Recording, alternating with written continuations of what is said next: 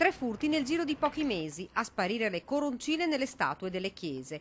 Forse colpi su commissione. Certo è che nella giornata di ieri qualcuno è entrato nel santuario della Beata Vergine delle Grazie a Bonisiolo ed ha portato via la riproduzione delle coroncine che si trovavano nella statua della Madonna e sul Bambin Gesù.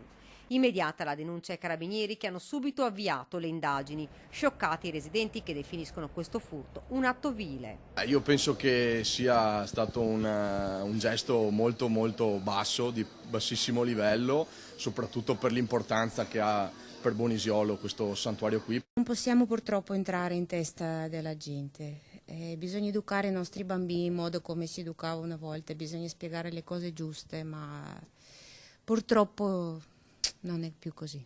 Fra l'altro questo è il terzo furto del genere in pochi mesi. A novembre scorso i ladri sono entrati nella chiesa a Paderno di Ponzano ed hanno portato via la corona d'argento dalla statua della Vergine. Solo un mese dopo, ai primi di dicembre, stesso colpo. Questa volta nel mirino dei ladri finisce la chiesa di Cornuda. Anche in questo caso ad essere portata via è stata la corona dorata della Madonna. Non dovrebbero avere un grande valore economico, ma sicuramente inestimabile il valore per i fedeli. Non solo il parroco, ma i cittadini stessi chiedono a chi ha compiuto questi furti sacrileghi di riportare al più presto il maltolto.